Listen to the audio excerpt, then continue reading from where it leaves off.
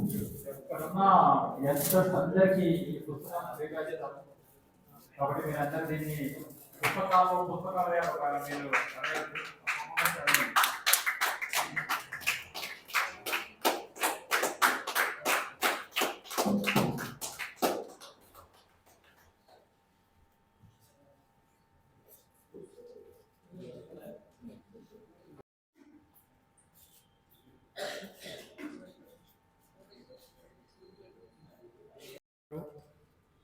వేదిక మీద ఉన్న చిరకాల మిత్రుడు స్కై బాబా, డాక్టర్ మర్ల సోమసుందర్ గారు, ప్రేమ పవన్ గారు, సభలో ఉన్న కామ్రేడ్స్ మిత్రులారా, నిజానికి ఈ పుస్తకంలో 2 వ్యాసాలు నావి ఉన్నాయి. ఒక వ్యాసం ఒక యూదు మేధావి బైడెన్కు రాసిన ఉత్తరం, అమెరికా అధ్యక్షుడు బైడెన్కు రాసిన ఉత్తరం, అది కూడా నా అనువాదమే ఉంది.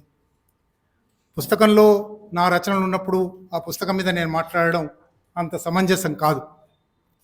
కానీ స్టాలిన్ అడిగాడు కాబట్టి, ముఖ్యంగా యువమిత్రులతో పాలస్తీనా విషయం, పాలస్తీనాలో ఎంత దుర్మార్గమైన మారణకాండ జరుగుతున్నది, ఆ మారణకాండ పట్ల ప్రపంచం ఎట్లా మౌనంగా ఉన్నది, మనం విద్యార్థి యువతరంగా మనం చేయవలసిన బాధ్యతలు ఏమిటి అని 4 విషయాలు పంచుకోవడానికి మాత్రమే నేను ఇక్కడికి వచ్చాను. నిజానికి పాలస్తీనా గురించి మనం ఎందుకు పట్టించుకోవాలి? అది ఎక్కడో 5,000 మైళ్ళ అవతల, 5,000 కిలోమీటర్ల అవతల ఒక చిన్న దేశం. ఆ దేశానికి మనకు ఏమిటి సంబంధం? అక్కడ ఎవరు దౌర్జన్యం జరిపినా, ఎవరు ఆ దౌర్జన్యానికి గురైనా మనం ఎందుకు పట్టించుకోవాలి? మన కడుపులో చల్లకదలకుండా ఉంది కదా అనే ఒక అభిప్రాయం బహుశా ప్రపంచానికంతా ఉంది, మనలో కూడా చాలామందికి ఉంది. కానీ పాలస్తీనా సమస్య అనేది కేవలం ఒక హింసకు గురవుతున్న జాతి, ఒక హింస చేస్తున్న జాతి అని మాత్రమే చూడవలసింది కాదు. ఒక మతం మీద మరొక మతం చేస్తున్న దాడి అని మాత్రమే చూడవలసింది కాదు. ఒక భూభాగం కోసం 2 జాతుల మధ్య జరుగుతున్న యుద్ధం అని మాత్రమే చూడవలసింది కాదు. న్యాయాన్యాయాల మధ్య ఘర్షణ అది, ధర్మాధర్మాల మధ్య ఘర్షణ అది. హింస ఒకవైపు, నిస్సహాయత ఒకవైపు. ఇప్పుడే తన పాటలో వినిపించారు, నిస్సహాయంగా ఉన్నారు. ఈ నిస్సహాయంగా ఉండడం ఎప్పుడు మొదలైంది? ఈ నిస్సహాయంగా ఇవాళ మాత్రమే కాదు, 75 సంవత్సరాలుగా ఈ నిస్సహాయత కొనసాగుతున్నది. రోజు రోజుకు వాళ్ళ మీద దౌర్జన్యం పెరుగుతున్నది. వాళ్ళు నిలబడి ఉండే స్థలం తగ్గిపోతూ ఉన్నది.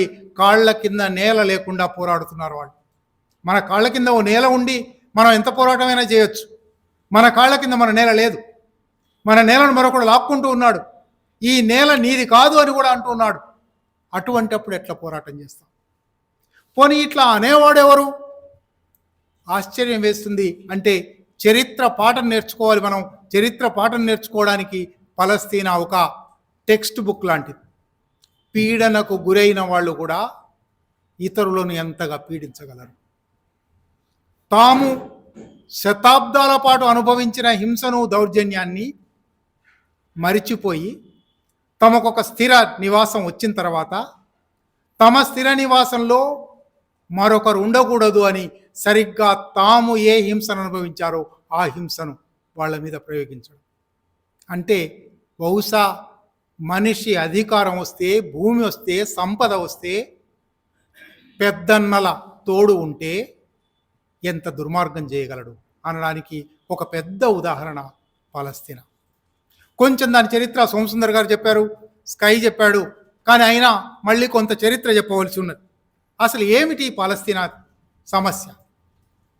ఇజ్రాయెల్ పాలస్తీనా మీద దాడి చేస్తుంది అని పత్రికల్లో చదువుతూ ఉండుంటారు. అక్టోబర్ 7 నుంచి మొదలై దాదాపు రోజు ఇన్ని 100 మంది చనిపోయారు, ఇన్ని 1000 మంది చనిపోయారు. ఇప్పుడు స్కై 5,000 మంది పిల్లలు అన్నాడు. ఇవాళ ఇంటర్నెట్ మీద వచ్చిన లెక్క 14,000 మంది పిల్లలు. బహుశా మొత్తం 30,000 35,000 ఇంతమంది మరణించారు. వాళ్ళ స్వస్థలాల నుంచి వెళ్ళగొట్టబడ్డారు. వాళ్ళ ఆస్తులు ధ్వంసం అయిపోయాయి, ఇళ్ళు ధ్వంసం అయిపోయాయి. ఉన్న నేల మీద నిలబడలేని స్థితి వచ్చింది. ఇది ఎందుకు మొదలైంది, ఎక్కడ మొదలైంది? ఇజ్రాయెల్ అనే ఒక దేశం దాడి చేస్తుంది, ఇజ్రాయెల్ అనే దేశపు సైన్యం దాడి చేస్తుంది అని మీ అందరికీ తెలుసు. అన్వర్ పాషా గారు చెప్పారు, ఇజ్రాయెల్లోనే బోలెడన్ని యుద్ధ వ్యతిరేక స్వరాలున్నాయి. నెతన్యాహును, యుద్ధాన్ని, సైన్యాన్ని వ్యతిరేకిస్తున్న వాళ్ళు ఉన్నారు. వాళ్ళని ఎంతోమందిని నేను అనువాదం చేశాను. వాళ్ళు రాసిన కవిత్వం ఉంది, వ్యాసాలున్నాయి. కనుక ఇజ్రాయెల్ పాలక వర్గాలు అనాలి. ఇజ్రాయెల్ పాలక వర్గాలు ఈ దాడి చేస్తూ ఉన్నాయి. అసలు ఇజ్రాయెల్ అనేది ఏమిటి? 1948కి ముందు ఇజ్రాయెల్ అనేది లేదు. ఆశ్చర్యం వేస్తుంది. ఒక దేశం, ఒక 75 సంవత్సరాల కింద లేని దేశం, మరొక చోట ఆశ్రయం కల్పించి ఇక్కడ మీరు ఉండొచ్చు అని చెప్పిన దేశం, అక్కడ ఎవరు ఆశ్రయం ఇచ్చారో వాళ్లను హననం చేసి, వాళ్ళ జాతి లేకుండా చేసి, వాళ్లను అక్కడ లేకుండా చేయడానికి ప్రయత్నం చేస్తుంది. ఈ చరిత్రకు కొంచెం వెనక్కి వెళ్ళాలి. నిజానికి చాలా విస్తారంగా కొన్ని వందల వేల పుస్తకాలు వచ్చాయి ఇజ్రాయెల్ పాలస్తీనా సమస్య మీద. ఆ చరిత్ర అంతా ఎంతో కొంత ఈ పుస్తకంలో 25 వ్యాసాల్లో ఉన్నాయి. ఎప్పుడో 1930లో నార్ల వెంకటేశ్వరరావు గారు రాసిన వ్యాసం నుంచి, ఎప్పుడో 1940లో మహాత్మా గాంధీ రాసిన వ్యాసం నుంచి అనేక వ్యాసాలు ఉన్నాయి. మీ అందరికీ కాపీలు అందాయి కాబట్టి చదువుతారు. కానీ కొన్ని వివరాలైనా చెప్పవలసి ఉంది. యూదులు ప్రపంచవ్యాప్తంగానే అనేక దేశాల్లో, యూరోప్లో చెల్లా చెదురుగా ప్రతి దేశంలో ఉన్నారు. యూదులు మొదటి నుంచి వ్యాపారస్తులు, వడ్డీ వ్యాపారం. వాళ్ళ మీద వ్యాపారులు కావడం వల్ల యూరోప్లోని అన్ని దేశాలలోనూ, అన్ని జాతులలోనూ యూదుల పట్ల ఒక వ్యతిరేకత ఉంటూ వచ్చింది. వీళ్ళు మన రక్తం పీల్చి పిప్పి చేస్తారు. అందుకే ఇవాళ కాదు, 16వ శతాబ్దిలో షేక్స్పియర్ మర్చెంట్ ఆఫ్ వెనిస్ అని నాటకం రాశాడు. దానిలో షైలాక్ అని ఒక వ్యాపారి పాత్ర ఉంటుంది. షైలాక్ యూదు. షేక్స్పియర్ ఎట్లా క్రియేట్ చేశాడు షైలాక్ను అంటే, యూదు వ్యాపారిని, యూదు వ్యాపారస్తులకు మూర్తిభవ రూపం షైలాక్. షైలాక్ ఎవరికో అప్పిస్తాడు. ఆ అప్పు ఇచ్చిన వాళ్ళు కట్టలేకపోతారు. మేము కట్టలేము అంటారు. అంటే వాళ్ళు డబ్బు కట్టలేకపోతే వాళ్ళ మాంసం లాక్కుంటాను, తొడ కోసి తీసుకుంటాడు షైలాక్. అంత దుర్మార్గులైన వ్యాపారులు. అందువల్లనే యూరోపియన్ సమాజం అంతా కూడా, అన్ని దేశాల్లోనూ యూదులు ఉన్నారు, అన్ని దేశాలలోనూ వాళ్ళ మీద వ్యతిరేకత ఉంటూ వచ్చింది. ఈ వ్యతిరేకత క్రైస్తవ యూదు వ్యతిరేకతగా కూడా మారింది. యూదులు కొత్త ప్రపంచం కనిపెట్టిన తర్వాత, అంటే అమెరికా కనిపెట్టిన తర్వాత అమెరికాకు పోయారు. అమెరికాలో తమ వ్యాపార సామర్థ్యం వల్ల చాలా అభివృద్ధిలోకి వచ్చి ఇవాళ అమెరికన్ ఆర్థిక వ్యవస్థను ప్రధానంగా నడుపుతున్నది యూదులే. అందువలనే అమెరికా పాలక వర్గాలకు యూదుల మాట జవదాటని ఒక వాతావరణం ఉంది.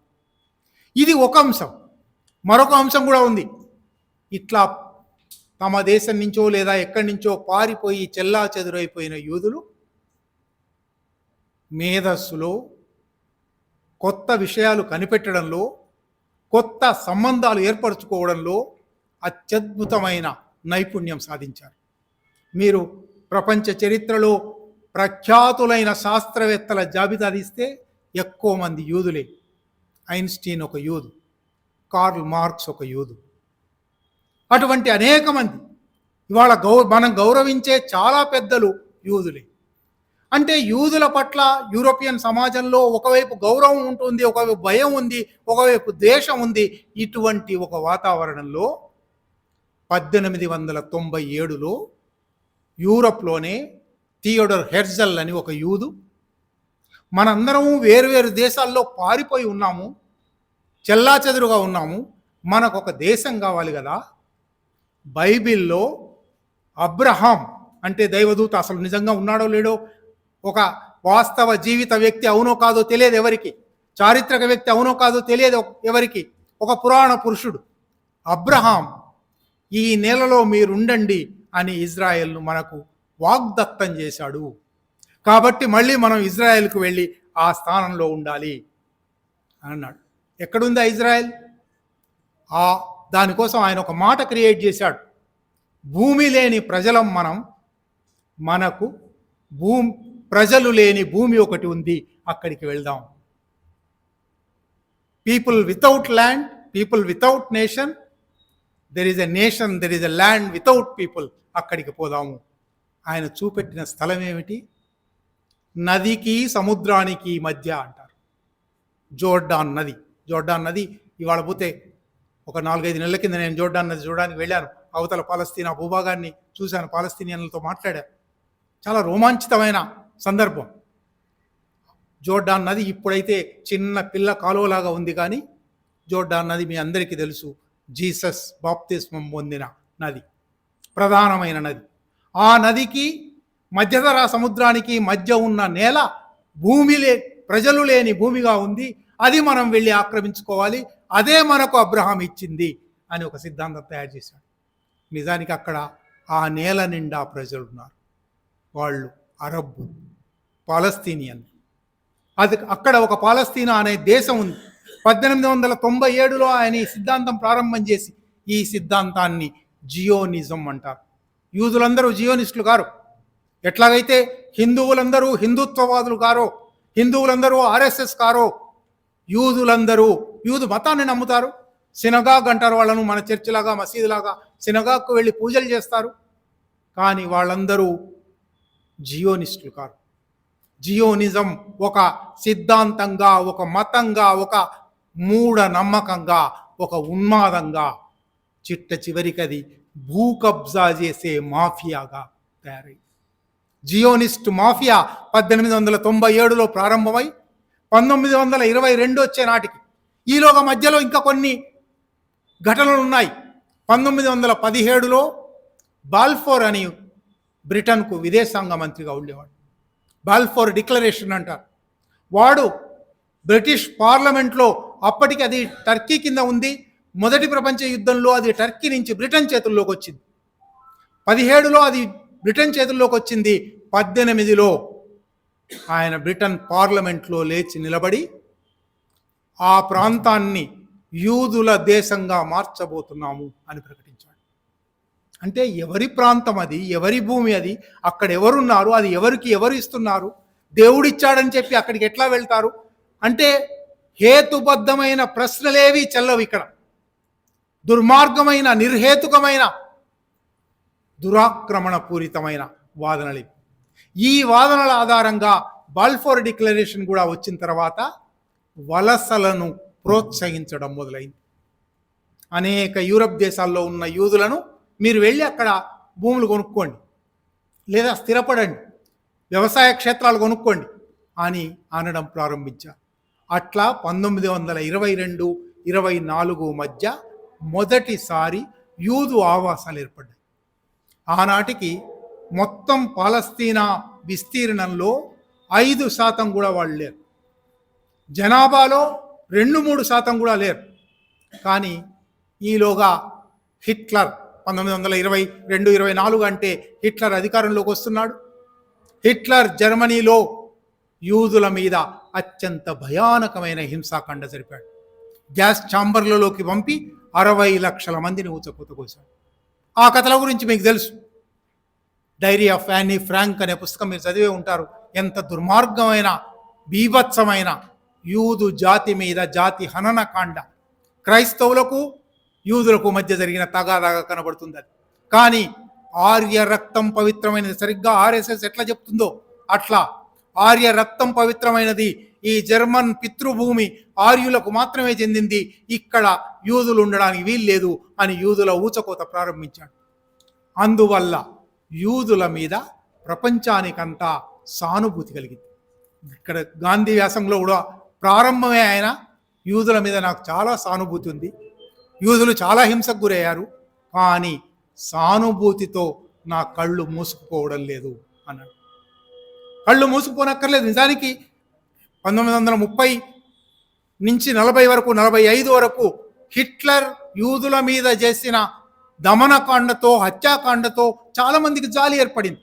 జాలి ఏర్పడి జియోనిస్టులు కోరుతున్న ప్రకారం వాళ్ళకు కూడా ఏదో ప్రాంతం ఇద్దాం అంటే బ్రిటన్, అమెరికా అంత పెద్ద దేశం కదా, ఇచ్చుకో, నువ్వు కావాలంటే ఒక రాష్ట్రం ఇచ్చుకో, లేదా యూరోప్లో నువ్వు ఆక్రమించినవి ఉన్నాయి కదా, వేరే ఇతర ప్రాంతాల్లో నువ్వు ఆక్రమించినవి ఉన్నాయి కదా, అవి ఇచ్చుకో.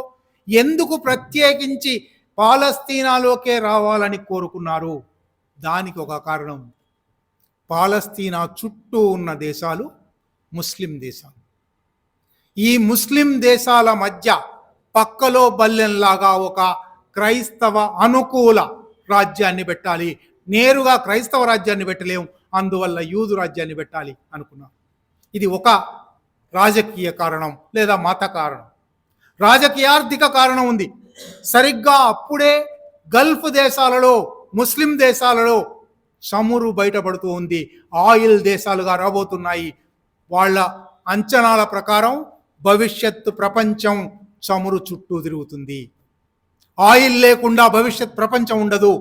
ఆయిల్ ఏమో ముస్లింల కాళ్ల కింద నేలలో ఉంది కనుక ముస్లింల కాళ్ల కింద నేలలో ఉన్న చమురు రాజకీయాలే భవిష్యత్ రాజకీయాలను, భవిష్యత్ ప్రపంచాన్ని నిర్ణయించబోతున్నాయి. కాబట్టి వాళ్ళ పక్కలో మన మాట వినే, మన బానిసైన, మన తైనాతి ఒకడు ఉండాలి. అక్కడ ఒక రాజ్యం కావాలి. అట్లా ఇజ్రాయెల్కి అనేక కారణాలు కలిపి ఇజ్రాయెల్ ఏర్పాటు చేయడానికి ఒక సన్నివేశం తయారైంది. రెండో ప్రపంచ యుద్ధం అయిపోయింది 45లో. 48లో ఐక్యరాజ్య సమితిలో ఇజ్రాయెల్ అనే ఒక దేశాన్ని ఏర్పాటు చేద్దాము. వాళ్ళు ఇప్పటికే 1922లో మొదలుపెట్టి క్రమంగా వలసలు పెరుగుతూ వచ్చి వాళ్ళు 33% చేరారు 1948 నాటికి. 33%కి 55% భూమి, అక్కడ తరతరాలుగా వేల సంవత్సరాలుగా ఉంటున్న అరబ్బులకు, పాలస్తీనియన్లకు 45% భూమి. దేశాన్ని 3 ముక్కలు చేశారు. ఒకటి పాలస్తీనా ముస్లిం జనాభా, అరబ్ జనాభా. 2 ఇజ్రాయెల్ యూదుల జనాభా. 3 జెరూసలేం యూదులకు పవిత్ర స్థలం, క్రైస్తవులకు పవిత్ర స్థలం, ముస్లింలకు పవిత్ర స్థలం. అందువల్ల ఈ 3 కలిసి ఉన్న జెరూసలేంను అంతర్జాతీయ ఐక్యరాజ్య సమితి పర్యవేక్షణలో పెడతాము. ఈ మాట అన్న కొద్ది రోజులకే ఇజ్రాయెల్ ఏర్పడిన వెంటనే యుద్ధం ప్రారంభించింది చుట్టూ ఉన్న అరబ్ దేశాల మీద. ఆ యుద్ధంలో జెరూసలేంను ఆక్రమించేసింది. అక్కడి నుంచి ప్రారంభించి ఆ వివరాల్లోకి పోని పుస్తకంలో దొరుకుతాయి. పుస్తకంలో నా వ్యాసంలో ఒక పట్టిక కూడా ఇచ్చాను. ఏ సంవత్సరం ఏం జరిగింది. అక్కడి నుంచి 48 నుంచి ప్రారంభించి 2023 వరకు ఇజ్రాయెల్ పొరుగు దేశాల మీద కనీసం 7 యుద్ధాలు చేసింది. దేశంలోని పాలస్తీనియన్ల మీద ఎప్పుడు పడితే అప్పుడు బాంబు దాడులు చేసింది. వాళ్లకు అటు మధ్యధరా తీరంలో ఒక గాజా స్ట్రిప్ అంటారు, గాజా పట్టి అనే ఒక పట్టి, ఇటు జోర్డాన్కి వెస్ట్ బ్యాంక్, జోర్డాన్కు పశ్చిమ తీరం ఒక చిన్న ముక్క. ఈ ముక్కలోనే జెరూసలేం ఉంటుంది. కానీ జెరూసలేంలో ఉన్న అల్ అక్సా మసీదుకు ఇస్లాం, అక్కడి మతస్థులు పోవడానికి, ముస్లింలు పోవడానికి వీల్లేదు. ఇంత దుర్మార్గమైన విభజన ఆ రోజు జరిగితే దాన్ని పెంచి ఇవాళ మీరు పటాలు చూసే ఉంటారు. ఆ రోజు 55% భూమిని అధికారికంగా ఐక్యరాజ్య సమితి నుంచి, అదే అన్యాయం, అదే దుర్మార్గం, అదే అక్రమం ఆక్రమించిన వాళ్ళు ఇవాళ 90% భూభాగంలో ఉన్నారు. 85 నుంచి 90% భూభాగంలో ఉన్నారు. ఈ భూభాగంలో ఉండడం మాత్రమే సరిపోనట్టుగా ఎప్పటికప్పుడు గాజా స్ట్రిప్ మీదకి బాంబు దాడులు, ఇటు వెస్ట్ బ్యాంక్ మీదకి బాంబు దాడులు. ఈ ఘర్షణంతా సాగుతున్న క్రమంలో పాలస్తీనాకు మళ్ళీ తన స్వతంత్ర ప్రతిపత్తి సంపాదించాలి, తన రాజ్యం తాను సంపాదించుకోవాలి అని పాలస్తీనా లిబరేషన్ ఆర్గనైజేషన్ ఏర్పడింది. యాసిర్ అరాఫత్ నాయకత్వాన. అది ప్రారంభంలో సాయుధ పోరాటానికి కూడా పిలిపించింది, సాయుధ పోరాటం చేసింది. యూదుల మీద, జియోనిస్టుల మీద, యూదు పాలక వర్గాల మీద సాయుధ పోరాటం చేసింది. సాయుధ పోరాటంలో 2-3 దశాబ్దాలు కొనసాగిన సందర్భంలోనే పిఎల్ఓను ప్రపంచం అంతా అంగీకరించింది, గౌరవించింది. స్వయంగా యాసిర్ అరాఫత్ భారతదేశం ఎన్నోసార్లు వచ్చాడు, హైదరాబాద్ కూడా వచ్చాడు. ఒకవైపు సాయుధ పోరాటం చేస్తూ ఉండగానే 93లో ఇంకా లాభం లేదు, వీళ్ళతో సాయుధ పోరాటం చేయలేము, ఏదో ఒక సంధి కుదుర్చుకోవాలి. అప్పటి వరకు ఆయన మాట్లాడుతున్నది, పాలస్తీనియన్ లిబరేషన్ ఆర్గనైజేషన్ మాట్లాడుతున్నది, సింగిల్ పాలస్తీనియన్ స్టేట్ ఉండాలి. From river to sea, Jordan నది నుంచి మధ్యధరా సముద్రం దాకా ఇది పాలస్తీనియన్లు వేలాది సంవత్సరాలుగా ఉంటున్న నేల. మా నేలను ఇంకొకళ్ళకి ఇవ్వడానికి వీల్లేదు. వాళ్ళ మీద మీకు అంత ప్రేమ ఉంటే మీ దేశంలో స్థలం కల్పించుకోండి అని డిమాండ్ చేస్తూ ఉన్నారు. కానీ 2-3 దశాబ్దాల సాయుధ పోరాటం తర్వాత ఇంకా లాభం లేదు అని ఒక రకమైన నిరాశా నిస్పృహలకు గురై 1993లో నార్వేలో ఆస్లోలో ఒక ఒప్పందానికి వచ్చాడు. ఐక్యరాజ్య సమితి కుదిర్చిన ఒప్పందం. అమెరికా బ్రిటన్లు ఇంతకాలము కుట్రలకు కుహకాలకు పాల్పడిన అమెరికా బ్రిటన్లు చివరికి దిగి వచ్చి ఒక ఒప్పందానికి, దాని ప్రకారం పాలస్తీనా స్వతంత్ర రాజ్యాన్ని గుర్తిస్తాము అని వాళ్ళన్నారు, ఇజ్రాయెల్ స్వతంత్ర రాజ్యాన్ని గుర్తిస్తాము అని వీళ్ళన్నారు. 2 దేశాలు ఏర్పడ్డాయి. అటు వెస్ట్ బ్యాంక్లోను ఇటు గాజా స్ట్రిప్లోను ఎన్నికలు ప్రారంభమయ్యాయి. ఎన్నికల ద్వారా ఒక అధికారంలోకి రావాలి. అట్లా పిఎల్ఓ చేసినది శాంతి ఒడంబడిక ద్రోహమని, పాలస్తీనియన్ల ఆకాంక్షలను తాకట్టు పెట్టాడు యాసర్ అరాఫత్ అని విమర్శించిన వాళ్ళు ఉన్నారు. ఎక్కడైనా మీకు తెలుసు, ఒక పోరాటం జరుగుతున్నప్పుడు సంధి కుదుర్చుకుంటారు, నాయకత్వం సంధి కుదుర్చుకోవడానికి ప్రయత్నం చేస్తుంది, లోపల ఉన్న కొన్ని శక్తులు ఇది ద్రోహం అని భావిస్తాయి, తిరగబడతాయి. అట్లా తిరగబడినందువల్ల వచ్చిన ఒక సంస్థ హమస్. అనేక సంస్థలు వచ్చాయి, హమస్ అట్లా వచ్చిన సంస్థ. కానీ ఆ సంస్థ కూడా వెంటనే సాయుధ పోరాటానికి దిగలేదు. ఆ సంస్థ ఎన్నికలలో పాల్గొన్నది, ఎన్నికలలో వెస్ట్ బ్యాంక్లో గెలిచింది, గెలిచి అధికారంలోకి వచ్చింది. అధికారానికి వచ్చిన తర్వాత ఇజ్రాయెల్ వాళ్ళ మీద దాడి చేసింది, బాంబుల దాడులు చేసి వాళ్లకు నిలువ నీడ లేకుండా చేసింది. వాళ్ళు ఇంకా సాయుధ పోరాటం తప్పదు అనే స్థితికి వచ్చారు. అంటే ఎన్నికలలో అధికారానికి వచ్చిన వాడిని కూడా నిలవనివ్వకపోతే ఇంకా ఏం చేస్తాం చిట్ట చివరికి? ఇవాళ హమస్ అక్టోబర్ 7 నాడు దాడి చేసింది, ఈ దాడిని ఖండిస్తారా లేదా, ఈ దాడి తప్పా లేదా చాలామంది మాట్లాడుతున్నారు. చామ్స్కీ ఒక మాట అన్నాడు, ఈ పుస్తకం వెనక వేశారు.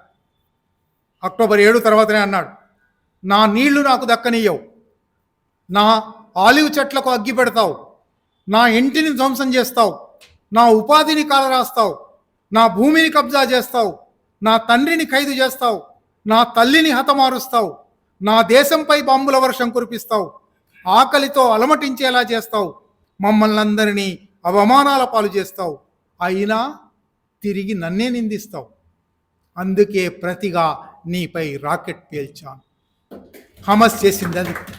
ఈ మాట ఇవాళ మనం ఇక్కడ కూర్చొని దూరంలో కూర్చొని హమస్ చేసింది తప్ప రైటా చర్చ కాదు. అక్కడ 75 సంవత్సరాలుగా హింసకు, 3 తరాలుగా హింసకు పాల్పడ్డ వాళ్ళు చెయ్యి అడ్డం పెట్టారు, ఒక రాయి విసిరారు. కాళోజీ ఎప్పుడో అన్నాడు, హింస తప్పు, ప్రతిహింస తప్పు కాదు. ఆయన పదే పదే ఒక ఉదాహరణ చెప్పేవాడు. గాంధీ గారు ఈ చెంప కొడితే ఆ చెంప కొట్టమని చూపెట్టండి అని అంటూ ఉంటారు. ఆ తర్వాత గాంధీ గారు ఏం రాశారో ఒకసారి చదవండి. 2 చెంపలు కొట్టిన తర్వాత నువ్వేమైనా చేయొచ్చు. మొదట సత్యాగ్రహం చేసావు నిజంగానే, ఒక చెంప కొడితే 2వ చెంప కొట్టమన్నావు. సరిగ్గా హమస్ ఇవాళ ఆ పని చేస్తుంది. హమస్ ఆ పని చేయడానికి 2012లో దాడులు జరిగాయి, 2012లో భస్మీపట్నం జరిగింది, భవనాలన్నీ కూలగొట్టారు, వేలాది మందిని ఇవాల్టిలాగానే ధ్వంసం చేశారు, హత్యాకాండ జరిపారు. వాళ్ళు అప్పటి నుంచి చాలా రహస్యంగా ఎన్నెన్ని రకాలుగా చుట్టూ ముళ్ళ కంచెలు, చుట్టూ ఇజ్రాయెల్ పహరా, ఇజ్రాయెల్ నిఘా, వాటి మధ్య నుంచి ఎట్లా ఆయుధాలు పోగేసుకున్నారో తెలియదు. లోపలికి మంచినీళ్లు రావాలంటే ఇజ్రాయెల్ అంగీకరించాలి, మందులు రావాలంటే ఇజ్రాయెల్ అంగీకరించాలి, తిండి రావాలంటే ఇజ్రాయెల్ అంగీకరించాలి. చుట్టూ ఇజ్రాయెల్ ఉంది. అటువంటి చోట ఆయుధాలు సమకూర్చుకున్నారు. అటువంటి చోట సొరంగాలు తవ్వుకొని ఈజిప్ట్లోకి సొరంగం తవ్వారు. ఈజిప్ట్ నుంచి సొరంగ మార్గం ద్వారా ఆయుధాలు తెచ్చుకున్నారు. ఒక్కరోజు అక్టోబర్ 7న 5,000 రాకెట్లు పేల్చారు. నిజానికి ప్రపంచంలో చాలామంది దాన్ని ఖండించారు, హమస్ దాడి చేస్తుందా అన్నారు. కానీ నేను వ్యక్తిగతంగా దాన్ని సమర్థిస్తున్నా. ఎందువలనంటే ఒక 75 సంవత్సరాలు 3 తరాలు హింసకు, దౌర్జన్యానికి, అక్రమానికి గురైన ఒక శక్తి తిరగబడడానికి సర్వ హక్కులు ఉన్నాయి. ఆ హక్కులను ఉపయోగించే తిరుగుబాటు చేసి వాళ్ళు ఒక పాఠం నేర్పారు ప్రపంచానికి. నువ్వు ఎంత అణిచిపెట్టినా ప్రతిఘటనను ఆపలేవు. నీ వెనుక అనంత బలసంపన్నమైన శక్తి అమెరికా ఉన్నా, నువ్వే ప్రపంచానికంతా ఆయుధాలు సప్లై చేస్తున్నా, నువ్వే పెగాసస్ లాంటి దుర్మార్గమైన నిఘా సాఫ్ట్వేర్లు తయారు చేసి ప్రపంచానికి అమ్ముతున్నా, నీకు తెలియకుండా నీ మీద దాడి చేయగలవు. 5,000 రాకెట్లు వస్తున్నాయని గుర్తించలేదు. వాడు భారతదేశానికి ఇప్పుడు పెగాసస్ అమ్ముతున్నాడు. మనందరం మన ఫోన్లో ఏం మాట్లాడుకుంటున్నాం వింటాడట. మనందరం మన ఇళ్లలో ఏం చేస్తామో వింటాడట. వాడు తయారు చేసిన పెగాసస్ వాడికి పనికి రాలేదు. వాడు తయారు చేసిన పెగాసస్ను ఓటమి చేసి హమస్ దాడి చేసింది. సరే, దాడి వల్ల సరిగ్గా ఎప్పుడైనా ఇటువంటి హింస జరిగినప్పుడు ప్రతి అటువైపు నుంచి కూడా హింస ఉంటుంది. ఆ రోజు నుంచి ప్రారంభించి 3.5 నెలలుగా ప్రతిరోజు ఆసుపత్రుల మీద దాడు, పాఠశాలల మీద దాడు, శరణార్థి శిబిరాల మీద దాడు, రెడ్ క్రాస్ జెండా ఎగరేస్తున్న భవనాల మీద దాడు. ఈ దాడులన్నిటికీ మనందరికీ తెలుసు కదా, మన తోడేలు మేక కథ ఉంటుంది. నువ్వు కాకపోతే నేరం మీ అమ్మ చేసి ఉంటుంది అని తినండి. ఏదో ఒక సాకు కావాలి. ఆ సాకుతో ఆసుపత్రి అని పైన కట్టారు, కానీ కింద సొరంగం ఉంది. ఆ సొరంగంలో ఆయుధాలు దాచిపెట్టారు, అందుకని దాడి చేశాము. పత్రికా కార్యాలయాల మీద ఈ 3 నెలల్లో 30 మందో 40 మందో జర్నలిస్టులు హతమైపోయారు. అయినా తిరుగుబాటు ఆపలేదు, వాళ్ళు ప్రతిఘటన ఆపలేదు. ఇంకా తమ నేల మీద తాము నిలబడి, ఎందుకంటే ఈ నెల కూడా పోతే ఇది కూడా ఉండదు. ఎక్కడ ప్రవాసంలో ఉన్నారు, వేరువేరు దేశాల్లో ఉన్నారు. అటువంటి ప్రవాసులకు స్నేహహస్తం అందించడానికి పుస్తకం. అటువంటి ప్రవాసులకు, అటువంటి అక్రమాలకు, హత్యాకాండకు, అత్యాచారాలకు, దౌర్జన్యాలకు గురవుతూ చెయ్యి అడ్డు పెట్టిన వాళ్లకు మేము ఉన్నాం మీ పక్షాన. పిఎల్ఓకు ఎన్నోసార్లు మనం ప్రకటించాం. భారత ప్రభుత్వం కూడా ఆ రోజుల్లో ప్రకటించింది. అలీనోద్యమం అనే ఒక ఉద్యమం ఉండేది. నాన్ అలైన్డ్ మూవ్మెంట్ పాలస్తీనాకు పూర్తి మద్దతు తెలిపింది. ఇవాళ కొత్త ప్రభుత్వం వచ్చింది 1992 తర్వాత. మీ అందరికీ తెలుసు, ప్రపంచీకరణ తర్వాత ఇజ్రాయెల్ నుంచి మనం పరికరాలు కొనడం, సాఫ్ట్వేర్లు కొనడం, ఆయుధాలు కొనడం ప్రారంభించాం. దౌత్య సంబంధాలు ఏర్పరచుకోలేదు. దౌత్య సంబంధాలు 47 నుంచి 95 దాకా లేవు. 95 తర్వాత క్రమక్రమంగా దౌత్య సంబంధాలు ఏర్పరచుకోవడం ప్రారంభమైంది. అయినా ప్రధానమంత్రులు ఎవరు ఇజ్రాయెల్కు వెళ్ళలేదు. ఇజ్రాయెల్ను గుర్తించిన తర్వాత కూడా మనం ఇజ్రాయెల్ పట్ల సానుభూతి ప్రకటించడమో, ఇజ్రాయెల్కు సహాయం చేయడమో చేయలేదు భారత ప్రభుత్వం. మొట్టమొదటిసారి నరేంద్ర మోడీ లేదా నరేంద్ర హిట్లర్ ఇజ్రాయెల్కు వెళ్ళడం మాత్రమే కాదు, మీరు అప్పటి ఫోటోలు పత్రికల్లో వచ్చాయి, వెళ్ళి నరహంతకుడు, మరొక నరహంతకుడు బెంజమిన్ నెతన్యాహును కావలించుకున్నప్పుడే ఈ పెగాసస్ ఒప్పందం కూడా కుదిరింది. అప్పుడే పెగాసస్ ఇక్కడికి వచ్చింది. అంటే మనం ఇవాళ వాళ్లకు స్నేహహస్తం అందించడం మాత్రమే కాదు, వాళ్ళ కష్టాలలో మన సహానుభూతి ప్రకటించడం మాత్రమే కాదు, వాళ్ళది న్యాయమైన సమస్య అని ప్రపంచానికి చాటి చెప్పడం, రాయడం మాత్రమే కాదు, మన దేశ పాలకులు కూడా అంత దుర్మార్గాన్ని ఎట్లా సహిస్తున్నారు, అంత నరహంతకులను ఎట్లా సమర్థిస్తున్నారు, ఆ నరహంతులకు ఎట్లా సాయం చేస్తున్నారు కూడా మనం ఎత్తిపట్టవలసి ఉంది. ఈ 2 అంశాలతో పాటు ఇప్పటికే చాలాసేపు మాట్లాడాను. నిజానికి ఇంకా కొన్ని గంటలు పాలస్తీనా మీద నా మొదటి వ్యాసం 1981లో రాశాను. 42 సంవత్సరాల కింద. 42 సంవత్సరాలుగా నా హృదయంలో ఒక ముక్క, అది రక్తం ఓడుతున్న ముక్క. ఎందుకంటే వాళ్ళ మనం ప్రపంచవ్యాప్తంగా ఎన్నో పోరాటాల గురించి చదివాం. ఒక నేల మీద నిలబడి ఉంటారు, ఒక స్థావరం ఉంటుంది, ఆ స్థావరం నుంచి పోరాడతారు. తమ కాళ్ళ కింది నేల తమది కాదని ఇంకోటి లాగేస్తున్నప్పుడు పోరాడడం అంటే ఎంత సాహసం కావాలి. ఆ సాహసం నుంచే పాలస్తీనా అత్యద్భుతమైన సాహిత్యం సృష్టించింది. ఇంతకుముందు స్కైబాబా మహమూద్ దర్వీష్ గురించి చెప్పాడు. దర్వీష్ దాదాపు 10-12 కవితలు నేను తెలుగు చేశాను. సమీయాల్ ఖాసిం అని ఉన్నాడు, అద్భుతమైన కవి. అటువంటి కవులు కనీసం 30-40 మంది వచ్చారు. కథకులు ఘసన్ కన్ఫానీ అని కథకుడు ఉన్నాడు, గొప్ప కథలు. అటువంటి సాహిత్యం కూడా సృష్టించింది. మనం పాలస్తీనాను అధ్యయనం చేయడం మన మానవత్వాన్ని చూపెట్టుకోవడానికి, ఒక అన్యాయం పట్ల మన ఖండనను చెప్పడానికి, గొప్ప సంఘర్షణలో నుంచి పుట్టిన గొప్ప సాహిత్యాన్ని అధ్యయనం చేయడం, ఆ సమస్యను అధ్యయనం చేయడం, పాలస్తీనా సోదరులకు అండగా నిలబడతాము అని ప్రతి చోట. నిజానికి ఇంతకుముందు అన్వర్ పాషా గారు అన్ని దేశాల్లో బహుశా సోమసుందర్ గారు అన్ని దేశాల్లో ప్రదర్శనలు జరిగాయి అన్నారు. కానీ మీరు యూరోప్తో పోలిస్తే యూరోప్లో ఒక్కొక్క చిన్న నగరంలో కూడా 2 లక్షలు, 5 లక్షలు, 10 లక్షల మంది ప్రదర్శనలు చేశారు. భారతదేశంలో ఇంత 150 కోట్ల జనాభా 10 లక్షల మందితో ప్రదర్శన జరగలేదు ఎంత మహానగరంలో కూడా. నిజంగా సిగ్గుచేటైన విషయం. ఒక ప్రపంచ వ్యాప్తంగా ఖండించదగిన అత్యంత దుర్మార్గమైన మారణకాండ ఒకటి జరిగిపోతూ ఉన్నది మన కళ్ళ ముందర. ఖండించడానికి, నిరసన తెలపడానికి, ఆ దుర్మార్గంలో పాలు పంచుకుంటున్న మన పాలకులను ఖండించడానికి మనకు నోరు రావడం లేదు, చెయ్యి రావడం లేదు.